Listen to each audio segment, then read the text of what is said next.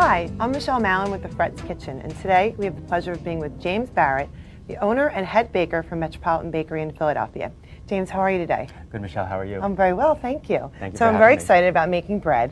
Excellent. I've never made bread before. You're a fan of bread? Yes, big Good. fan of bread, but I'm afraid to make it because I think it's complicated. Is it complicated? And it's not necessarily complicated. There are just a couple of steps and precautions that you need to take when making bread at home. So let's get started. Well, we're going to make a French baguette. This is my version of a French baguette, and this recipe I designed just especially for the home baker. As I said a little earlier, there's just a couple of things that you need to watch for when making. And one is temperature, time, and the proper kneading techniques. So hopefully I'll be able to touch upon that for you. We're going to be doing a little kneading? We are. Okay.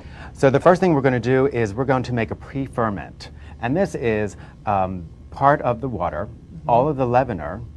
Some people will use commercial yeast, cake or dried, and a white starter. And all the water, I'm part of the water, and some of the flour. Okay. So we're going to start with our pre-ferment. I'm going to take a little bit of yeast, just a little pinch of yeast. Really? Okay, this is fresh cake yeast. Oh, okay. All right. It comes in little round cakes. You can buy them in most grocery stores. Okay. So just throw that in. All right.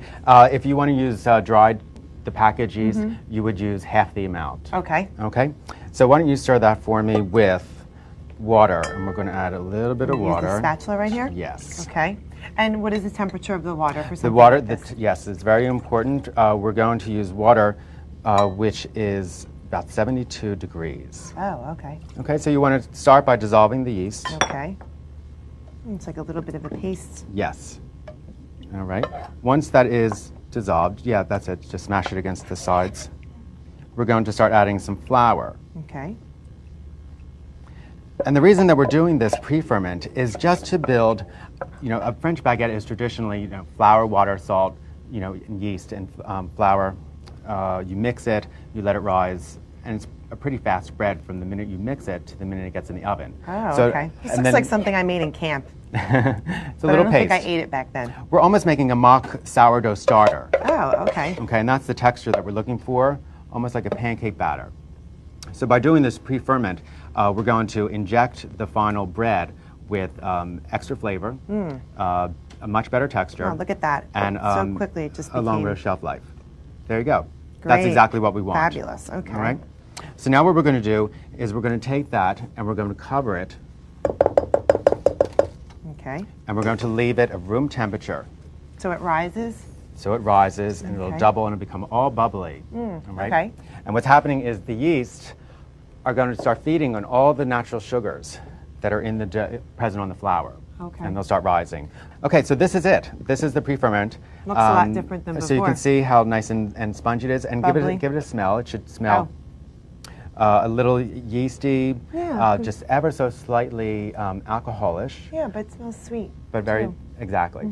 And so this is going to impart a lot of flavor into our final baguette. Okay. All right? So we're going to use our mixing machine for this. Oh, okay. Okay. Just a regular home mixer? Just a regular home mixer will do. Anything that has a dough hook attachment. Okay, so that's very important that you use a dough hook, not your whisker or... Right. Okay. I'll take that for you.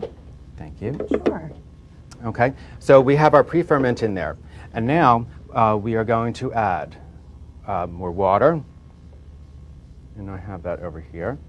And just like as if we were using commercial yeast, you want to dissolve the pre-ferment in some water. And again, this water is about 72 degrees. Oh, okay.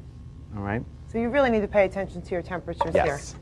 Now we're only going to add a little bit of this water now because I'm going to show you another little trick to aerate the dough at home. Oh, okay.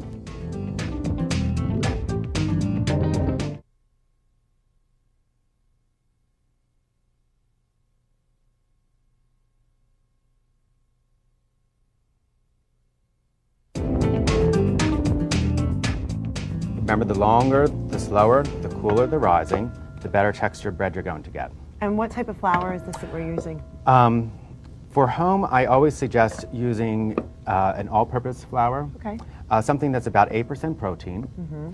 Bread flours are 10% to 15% protein. And that just equals the amount of gluten. Okay. That's what gives it the elasticity, Right. the chew, and the bite Sometimes to the the bread. best part. Yes, too. exactly. Okay. So we're going to start mixing on low speed. Okay. One, because you don't want the flour to get all over you. Shoot up and splash in the face. Okay. But two, we want to start developing the gluten very slowly.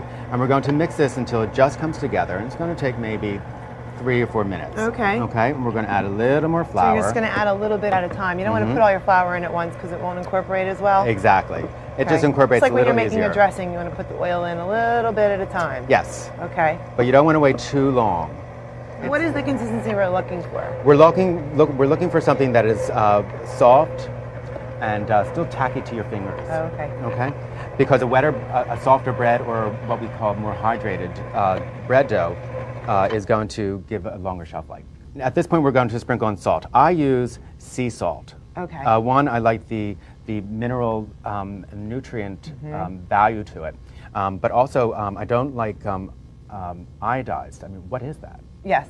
I don't Well, know. whenever you can use natural or organic ingredients, exactly. it's Right? better and fresh.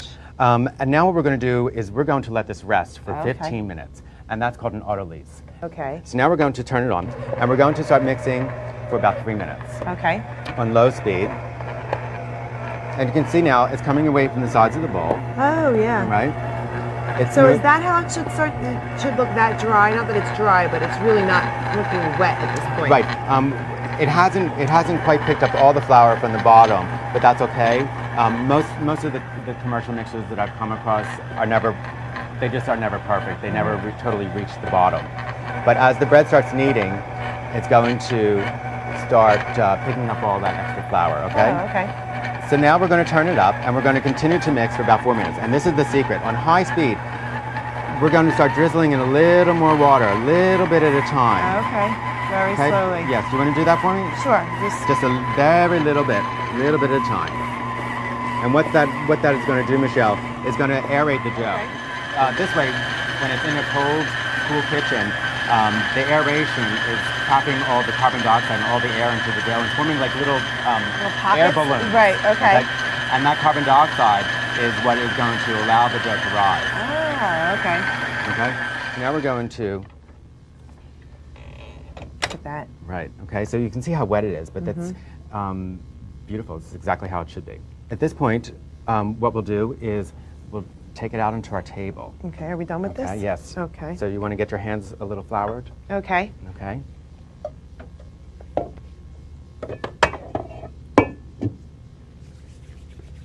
So we just wanted, the machine has done pretty much all of our mixing for us. Okay, now it's our turn to Now mix, it's our right? turn, Okay. right?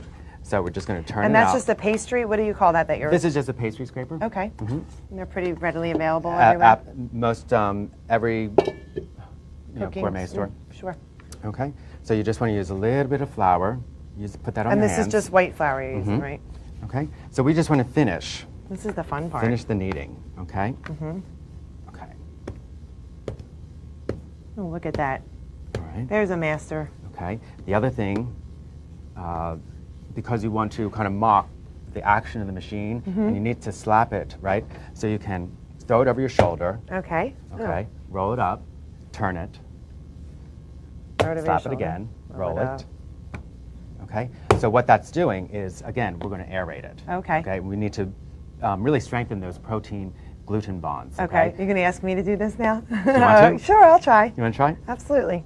Okay. I hope I don't I don't think there's anyone throw here it that at you the can producer hit. by any chance. Okay. No one throws. Oh, it's heavy. Okay, so So just slightly. over my shoulder, There you go. roll it up. Roll it up. And if Whoop. it's sticking a little too much, you can either use the scraper or Okay. just a little more flour. Perfect. There you go. Yep, we need a little more flour, don't we? Just a little bit. We don't like to add a lot of flour. Just a little bit, though. Okay, so now Okay, what? you want to try one more? Okay. It's really heavy. Like, how many pounds do you think this is? That's probably about 2.5. Okay, a Okay? little sticky. Okay, Now that's what? okay. So the best. Now you take over. Okay, the best way to get that off of your hands, any dough, is to get some flour and rub it. Don't wash your hands in hot water because it's going to cook the starch and it's going to turn to dough on your fingers. Oh, okay. So now we're going to take this, all right, and we're going to put it in a bowl to rise, all right? And we're going to cover that, and that's going to take about 2 hours. And what we're going to do Oh my God, during is that those the same 2 one? hours. This is it. But every 20 minutes, we want to take it and we want to fold it down. And this is because I found when I test all my new recipes, I bake it at home in my kitchen, and it's cooler. The environment is so much different than in my bakery. Oh. So this folding down every 20 minutes during the first hour only of its proofing is going to help make it really nice and spongy and elastic. Oh yeah, you know? and it's got a nice glistening to it now. That's just a little bit of oil that I put in the bowl. Oh, okay. Okay, or you can use flour. Okay, so to fold it down, we scrape it out of the bowl, and we take it, and we just knead it back down. And then we place it back in the bowl. Let it go And we do again. that 3 times during the first hour. Oh, okay. And that's really going to aerate your dough.